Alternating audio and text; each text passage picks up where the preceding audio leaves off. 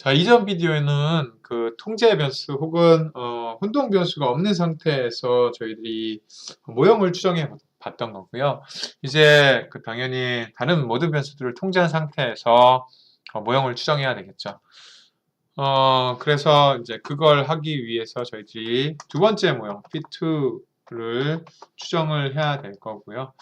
이것도 LM이라고 하는 거고, LN 웨이지가 종속 변수인 거고, 설명 변수 벡터 뉴 타입이라고 하는 거고, 이 다른 통제 변수들이 있을 때 아래서는 플러스 사인으로 뭐 연결한다라고 하는 건 여러분도 아실 겁니다. 그래서 ag 그다음에 i ag의 제곱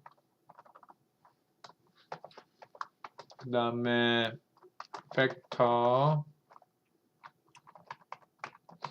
무슨 벡터가 두 번째는 educ 그다음에 벡터 mary 그다음에 벡터 사는 곳 area 그리고 WDR 일주일에 얼마나 일하는지 NEMP 벡터 INTUS 그리고 벡터 벡터 job type 너무 길어지니까 이쪽에서 좀 내리도록 하겠습니다.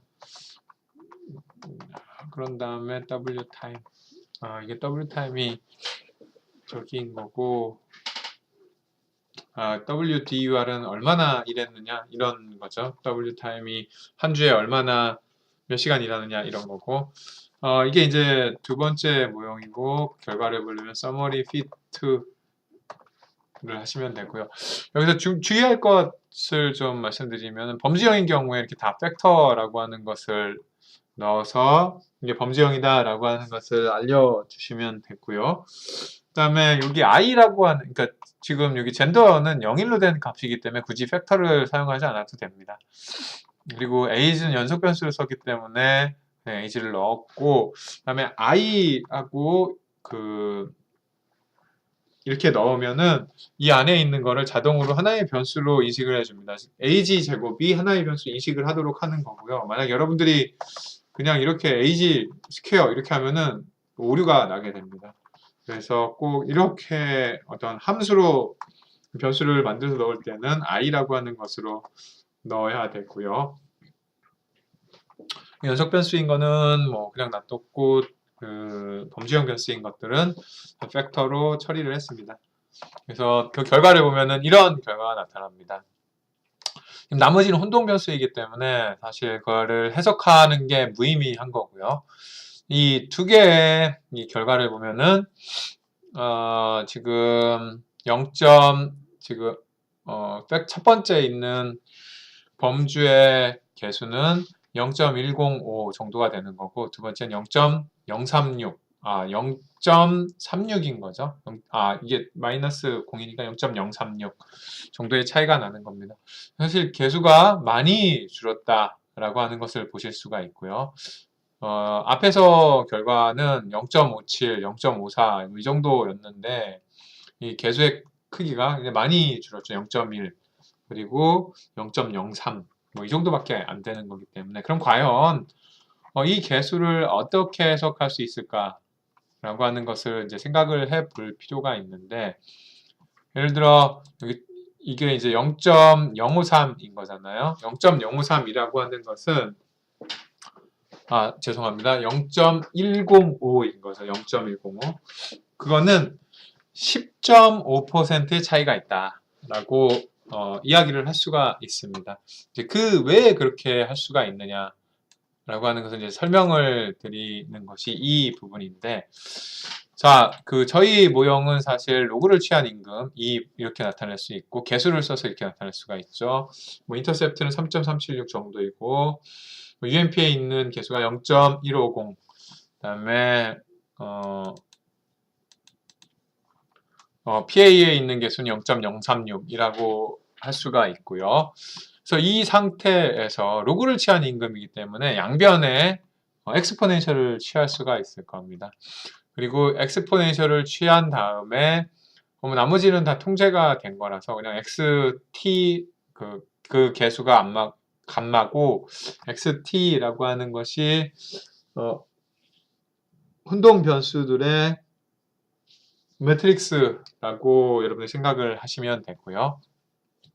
그래서 이 범주의 값이 그러니까 그 베이스라인이 될 때와 그리고 베이스라인이 아닐 때의 그 차이를 저희들이 비교를 해 보게 되면은 이제 두 집단 사이의 비를 구한 거예요. UMP가 1이고 UMP가 0일 때 혹은 사실 이게 좀 지금 이 상태에서는 이게 좀 어떻게 보면 잘못됐다라고 할 수가 있는 부분이 있는데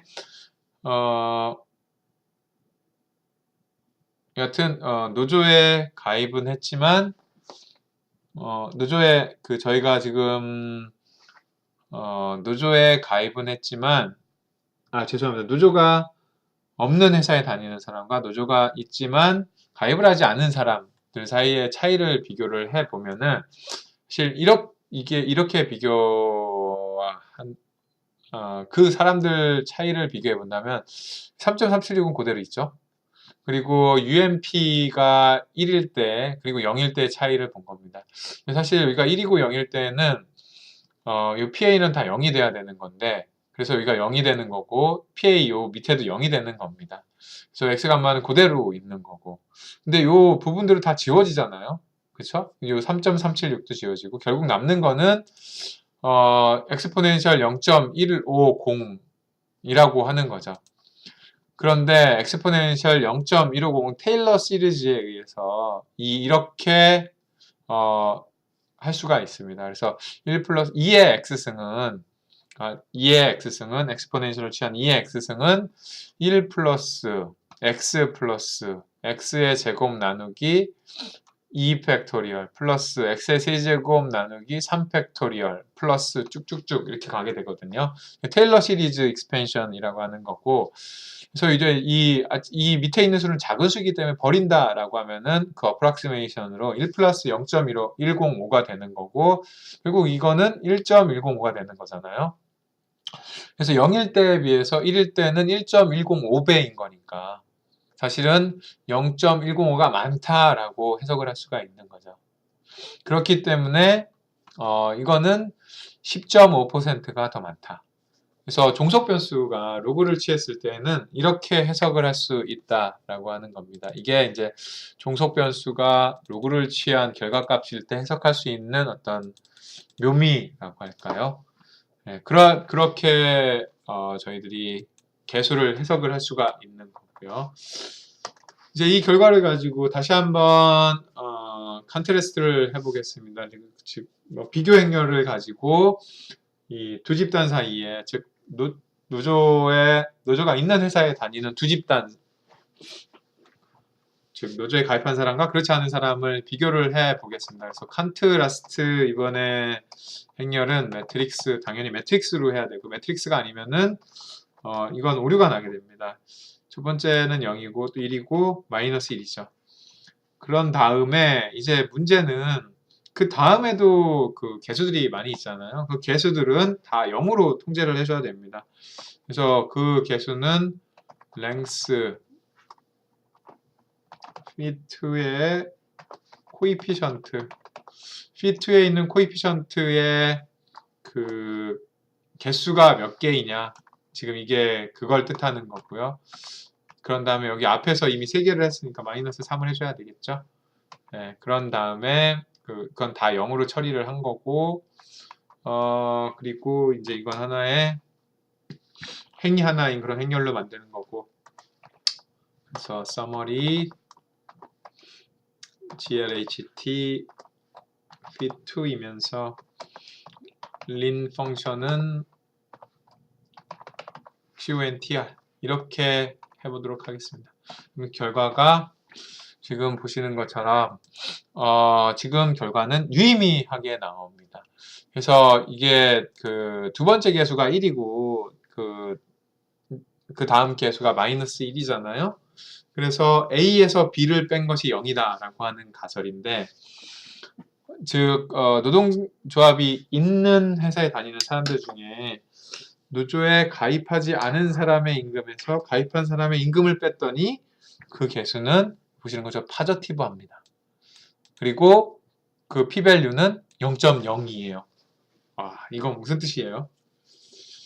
즉 노조가 있는 회사에 다니는 사람들 중에 노조에 가입하지 않은 사람이 가입한 사람에 비해서 6.9%, 7% 돈을 더 많이 받는다.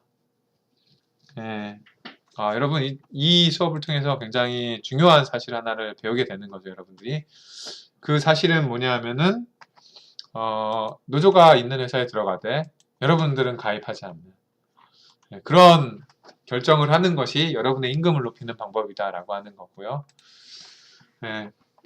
좀 안타깝지만 현실적으로는 그런 결과가 나온다는 겁니다. 물론 이건 온 에버리지라서 각 회사들마다 차이가 있을 수 있습니다. 그래서 그 부분에 대해서는 여러분들 항상 주의를 하시기 바라고요. 하여튼 좋은 선택을 하기 위해서 이런 결과를 한번 제시해 드리는 거고요. 마지막으로 이 선형 모형에서 마지막으로 아노바 이 두 집단 간의 차이를 두 결과 즉 서머리 fit1과 fit2 사이에 과연 여분의 변수의 개수가 0이다 라고 하는 걸 검증을 해 보겠습니다. 그래서 아노바 fit1, fit2를 하시면 그 f 값이 뭐 이 정도 나오고 236.57 그리고 p 값이 0이라서 그 연가설을 기각을 하게 된다는 거죠. 콘돔 근수를 통제해야 된다라고 하는 겁니다. 그래서 여기까지가 이제 회귀 분석을 통해서 회귀 분석 중에서도 최소 제거법을 통해서 저희 자료를 분석하는 그런 방법이라고 할 수가 있겠습니다. 다음 시간에는 이제 로짓 모형에 대해서 좀 더 살펴보도록 하겠습니다.